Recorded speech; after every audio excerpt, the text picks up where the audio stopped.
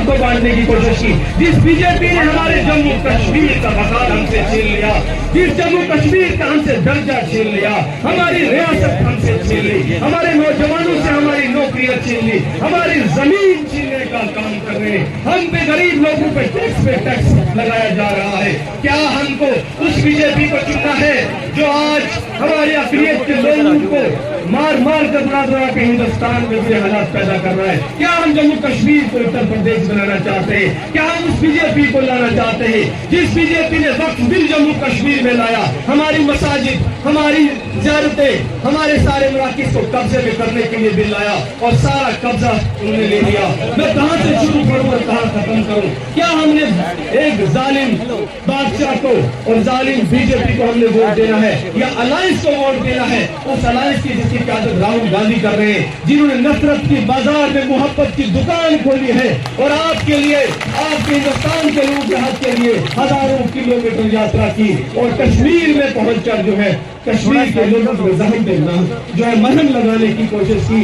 इसलिए मैं आपसे अपील करना चाहता और आके यहाँ की तरक्की के लिए सुप्रीम कोर्ट से जम्मू कश्मीर के दर्जे को, इस जम्मू कश्मीर वापस लाने के लिए नेशनल कांग्रेस की सरकार बनने जा रही है। पर आकर आपको ये पैगाम दे रहे हैं कि राहुल गांधी जी ने नौजवानों के हाथ में कमान दी है। इंशाअल्लाह असेंबली से अलायंस का हमारा अपना भाई कैंडिडेट चौधरी शहनवाज साहब, डाइस के साथियों से गुजारिश है कि अब थोड़ी देर खामोश रहे, उसी तरह चुप हो जाएं जैसे आजकल अडवाणी जी चुप रहते हैं। मेरे सामने एक जिंदा दिल अवाम बैठी है और मैं उस अवाम से गुफ्तगू करने के लिए यहाँ पे खड़ा हूं। आने वाली 25 तारीख को आपको घरों से निकलना है, जाना है, जमहूरियत को जिंदा। हम गोटी मीडिया से भले नाराज रहे लेकिन लोकल चैनल वालों से खुश रहते हैं क्योंकि आप जमहूरियत में कर रहे हैं, तो आपकी बात मानी जाए। और अब थोड़ी देर बिल्कुल अब जैसे निजाम ऐसे चलने दीजिए। न हम सफर न किसी हम नशी से निकलेगा, न हम सफर न किसी हम नशी से निकलेगा, हमारे पांव का कांटा हम ही से निकलेगा। और वतन की रेत मुझे एड़ियां रगड़ने दे, मुझे यकीन है पानी यहीं से निकलेगा। मेरे भाई, आपका सूबा इलेक्शन के मुहाने पर है। आप जम्मू कश्मीर के जिंदा दिल लोग हैं और सुप्रीम कोर्ट असेंबली में अलायंस के कैंडिडेट के तौर पर कांग्रेस पार्टी के एक ऐसे नौजवान साथी को यहां से राहुल गांधी जी ने अपना नुमाइंदा बना के भेजा है, जो आपका अपना है, आपके घर का है, जिसको आपने जांचा है, परखा है, जिसका काम देखा है। बतौर डीडीसी मेंबर रहते हुए उन्होंने आपकी खिदमत की है। अभी जब इस बुते कमसिन का कद 6-7 फुट का है तो मुमकिन है जवानी में कुतुब मीनार हो जाए। जब डीडीसी मेंबर रहते हुए उस आदमी ने इतने काम किए जो उसकी हैसियत से बढ़कर थे, तो सोचिए कि अगर आप एमएलए बना करके असेंबली में पहुंचा देंगे तो वह किस तरह से आपके मुद्दों पर हुकूमत से, अपनी हुकूमत से भी जरूरत पड़ेगी तो लड़ जाएगा। मैं चौधरी शहनवाज को जानता हूं, दिल्ली के गलियारों में इनका जिक्र सुनता हूं। मैं लंदन था मुशायरों में पिछले 20 दिन पहले, मुझे वहां से राहुल गांधी जी के यहां से संदेश आया कि इमरान जाइए, हमारा एक नुमाइंदा, हमारा छोटा भाई वहां से इलेक्शन लड़ रहा है सुप्रीम कोर्ट से, जाइए उसके लिए अपील करिए, लोगों से गुजारिश करिए। तो मैं आपके बीच में हाजिर हुआ, थोड़ी देर आपसे गुफ्तगू करूंगा। ये एक मुश्किल दौर है जब मतलब की बात तो सबको समझ में आती है लेकिन बात का मतलब बहुत कम लोगों को समझ में आता है। महान बादशाह सिकंदर ने यूनान फतेह किया। यूनान फतेह करने के बाद जीत का जश्न मनाने के लिए वो शहर की सड़कों पर निकला, तो उसने देखा कि पूरा शहर तो उसकी जीत का जश्न मना रहा है लेकिन एक फकीर सड़क के किनारे पेड़ के नीचे चादर तान के बेखबर सो रहा है। सिकंदर को गुस्सा आया। सिकंदर अपने घोड़े से उतरा और उतर के उस सोते हुए फकीर के पास गया और गुस्से में उसे जोर की एक लात मारी और लात मार के उस सोते हुए फकीर से कहा कि क्यों रे फकीर, मैंने शहर फतेह कर लिया है, शहर जीत का जश्न मना रहा है और तू सो रहा है। तो उस फकीर ने उम्मीदी आंखों से बादशाह की तरफ देखा और देख करके कहा कि शहर फतेह करना बादशाहों का काम है, लेकिन लात मारना गधे का काम है। क्या खुदा की कायनात में इंसानों की इतनी कमी हो गई है जो उसने बादशाहत गधे के हाथ में सौंप दी, जो लात मार रहा है? लात तो हमको आपको भी पड़ी है। कभी नोटबंदी की लात पड़ी, कभी महंगाई की लात पड़ी।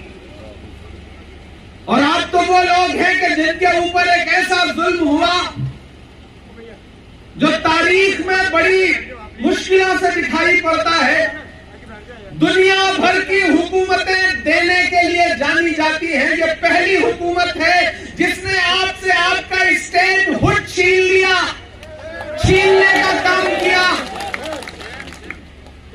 कांग्रेस पार्टी और अलायंस अपनी मैनिफेस्टो में कह रहा है कि हमारी हुकूमत बनने दीजिए, हम आपके सूबे को, आपका मेयार, आपका वकार, आपकी इज्जत वापस लौटाएंगे, जम्मू कश्मीर को उसका स्टेटहुड वापस करेंगे। जमहूरी निजाम में अपने सूबे का मालिक वहां की आवाम होती है, आवाम के चुने हुए नुमाइंदे होते हैं। कोई तीसरी ताकत इशारों में हुकूमत करेगी, आवाम जमहूरी निजाम में बर्दाश्त नहीं करती है।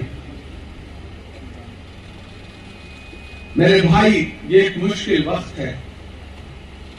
इस मुश्किल वक्त में आपकी असेंबली का इलेक्शन हो रहा है क्योंकि हाकिम आपको झिझोड़ के जांचना चाहता है कि जज्बे बचे हुए हैं या खत्म हो गए हैं। मैं पिछले 3 दिन से जम्मू कश्मीर के अलग अलग असेंबलीज में कैंपेन में जा रहा हूं। एक खौवा बना के रखा गया है जम्मू कश्मीर के बारे में। मैं यहां खड़ा होकर के पूरे हिंदुस्तान की आवाम से कहना चाहता हूं कि जम्मू कश्मीर को समझना है, कश्मीरियत को समझना है, जम्मू के एहसास को समझना है, यहाँ के लोगों को समझना है तो एक बार यहाँ आइए, यहाँ के लोगों से मिलिए। इतने भोले भाले और सच्चे जज्बों वाले लोग शायद ही कहीं मिले। ये अच्छे लोगों की नगरी है, ये अच्छे लोगों का गांव है, लेकिन सियासत ने आपके साथ जुल्म किया है, इसमें कोई दो राय नहीं।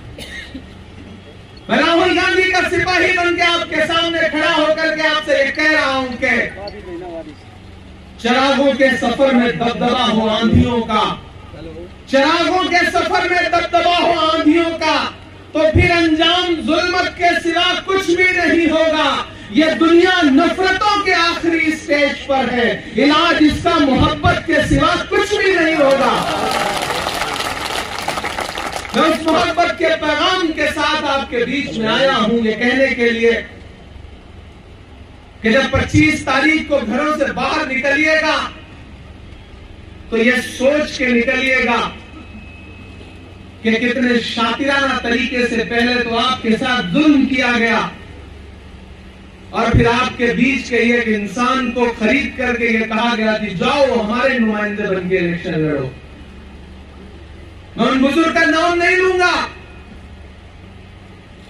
लेकिन एक तरफ 80 साल के बुजुर्ग खड़े हैं कमल का झंडा थाम करके और एक तरफ 40 साल का नौजवान खड़ा है नए जज्बों के साथ,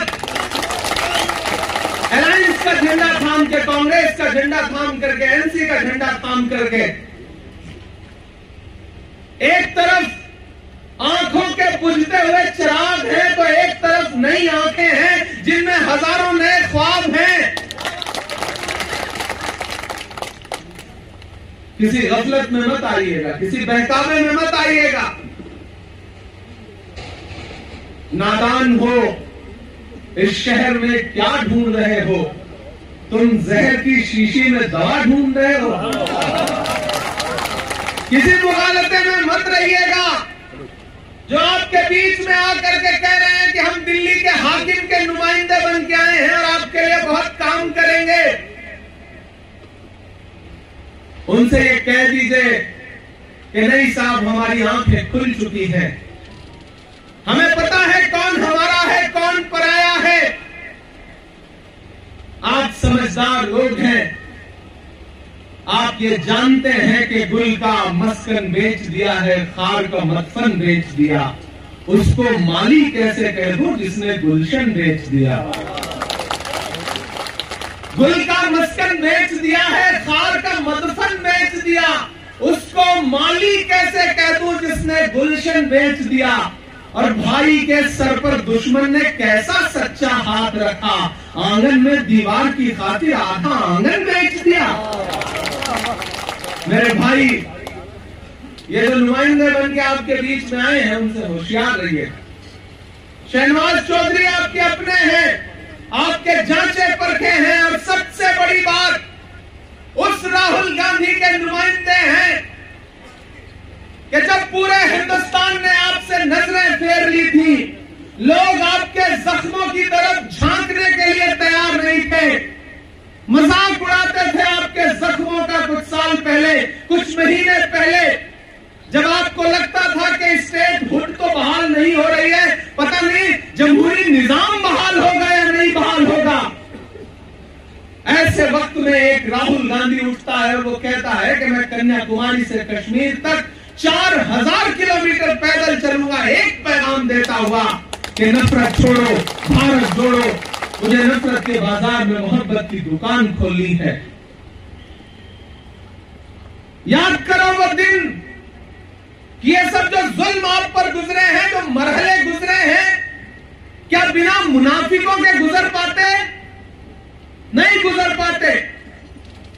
लेकिन लोगों को याद रहना चाहिए कि जब जंगल में आग लगती है तो न वो बरगद बचते हैं जो हवा को आंधी में तब्दील करते हैं, और न वो बांस बचते हैं जो आपसी रगड़ से चिंगारी पैदा करते हैं।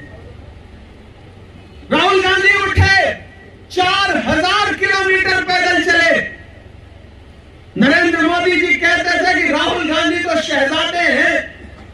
अरे नरेंद्र मोदी साहब, दुनिया की तारीख में कोई एक ऐसा शहजादा बता दीजिए जो 4000 किलोमीटर आवाम का दर्द बांटने के लिए, उन्हें गले से लगाने के लिए पैदल चला हो, बिना अपने पैर के छालों की परवाह किए बगैर। कोई ऐसी एक मिसाल नहीं है, वो सिर्फ राहुल गांधी है जो लगातार चलते रहे। कभी सोचा आपने कि राहुल गांधी ने अपनी भारत जोड़ो यात्रा को खत्म करने का फैसला कश्मीर में क्यों किया? कभी सोचा आपने? वो किसी और शहर में भी कर सकते थे। आना आसान नहीं था, एडमिनिस्ट्रेशन आसानी से परमिशन नहीं दे रहा था, सिक्योरिटी के कंसर्न बताए जा रहे थे, लेकिन उस आदमी ने कहा कि नहीं, मुझे जाना है, मुझे कश्मीर के, जम्मू के लोगों को सीने से लगाना है, उनका दर्द बांटना है, उनके जख्मों पे मरहम रखना है। जिंदाबाद राहुल गांधी साहब, जिंदाबाद राहुल गांधी साहब, जिंदाबाद इमरान प्रतापगढ़ी साहब, आपके बीच में चौधरी साहब, जिंदाबाद। आपको सीने से लगाया, और आज उनकी भारत जोड़ो यात्रा का असर है कि आज दिल्ली की हुकूमत को मजबूर होकर के जम्मू कश्मीर में इलेक्शन करवाना पड़ रहा है। ये उस यात्रा का असर है। जो दानिशवर लोग हैं उस बात को समझते हैं। आप तो इस बात पे ईमान रखते हो ना कि मजदूर का पसीना सूखने से पहले उसकी मजदूरी उसे दे देनी चाहिए। रखते हो ना इस बात पे ईमान? हमारे बुजुर्गों का कौल है ये, मैं रखता हूं इस बात पे ईमान कि मजदूर का पसीना सूखने से पहले उसकी मजदूरी उसे दे देनी चाहिए। तो मेरे भाई, मैं अपने घर से हजारों किलोमीटर दूर आपके बीच में ये कहने आया हूं कि मैंने देखा है राहुल गांधी के पैर के छाले, मैंने देखा है राहुल गांधी के माथे का बहता हुआ पसीना। मैं आपसे राहुल गांधी की मजदूरी मांगने के लिए आया हूं, और वो मजदूरी क्या है? वो मजदूरी ये है कि राहुल गांधी ने भाई शहनवाज चौधरी को आपके बीच में अपना नुमाइंदा बना के भेजा है। इस आदमी को जिता करके असेंबली में पहुंचा दीजिए, ये है राहुल गांधी की मजदूरी। 25 तारीख को घरों से बाहर निकलोगे और हाथ के पंजे के सामने वाला बटन दबाओगे तो सिर्फ ये मत सोचना कि आपका वोट चौधरी शहनवाज को जा रहा है, ये सोचना कि आपका एक एक वोट मोहब्बत के उस मसीहा को जा रहा है जिसका नाम राहुल गांधी है। शहनवाज इन वादियों में, इन पहाड़ियों में, इन फजाओं में आके ऐसा महसूस ही नहीं हो रहा है मैं किसी पराई जगह आया। मुझे ऐसा लग रहा है मैं अपनों के बीच में आया हूं, अपने घर में आया हूं।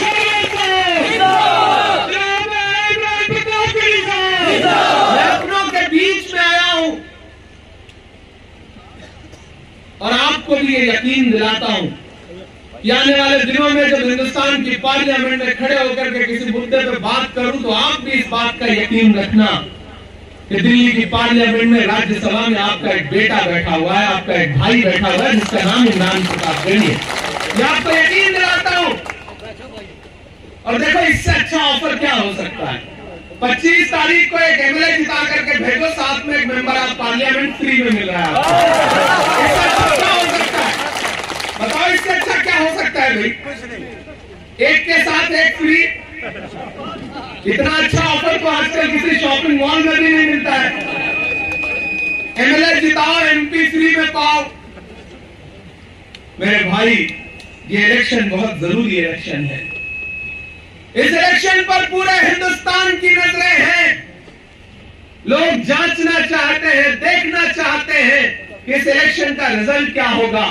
मैं जम्मू कश्मीर के अलग अलग इलाकों में कैंपेन करके वापस लौट रहा हूं। यकीन जानिए कि अलायंस की हवा चल रही है, एक तरफा सरकार बनने जा रही है, कोई टक्कर में नहीं है। इसीलिए भाजपा ने परेशान होकर के कुछ अपने और गुमनाम मददगार बुला लिए हैं जो आपके बीच में आएंगे आजाद बनके, लेकिन असल में वो गुलाम हैं।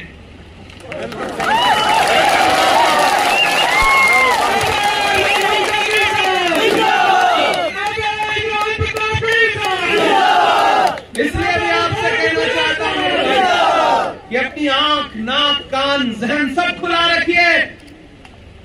दुश्मन बहुत शातिर है। सियासत की सारी साजिशों को समझिए और उसे एहसास दिलाइए कि गमों की आंच में भी मुस्कुराकर चलना पड़ता है। ये दुनिया है, यहाँ चेहरा सजा कर चलना पड़ता है। तुम्हारा कद मेरे कद से बहुत ऊंचा सही, लेकिन चढ़ाई पर कमर सबको झुका कर चलना पड़ता है। ये एहसास दिलाइए।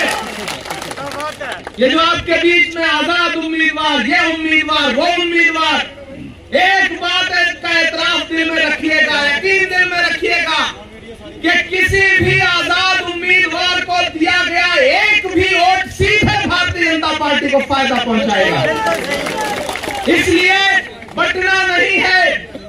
जाती तौर पे, नजरियाती तौर पे भले ही इख्तिलाफ हो सकता है, लेकिन इस बार लड़ाई बड़ी है और जब लड़ाई बड़ी हो तो छोटे छोटे मसले नजरअंदाज किए जाते हैं। मेरे भाई, ये गुजारिश और ये रिकमेंडेशन इंशाअल्लाह सबसे पहले इमरान प्रताप गढ़ी राहुल गांधी जी से करेगा। ये मैं आपको यकीन दिलाता हूं, भरोसा दिलाता हूं। बहुत लंबी गुफ्तगू। ये गुजारिश और ये रिकमेंडेशन इंशाअल्लाह सबसे पहले इमरान प्रताप गढ़ी राहुल गांधी जी से करेगा। ये मैं आपको यकीन दिलाता हूं, भरोसा दिलाता हूं। बहुत लंबी गुफ्तगू। ये सियासी वक्त है, वक्त के हाकिमों बादशाहों सुनो, जुल्म की मौज के सरबराहों सुनो, कातिलों के सभी खैर खाहों सुनो, ऐ सियासत के मगरूर शाहों सुनो, मत समझना डराने से डर जाएंगे, अब के सारी हदों से गुजर जाएंगे।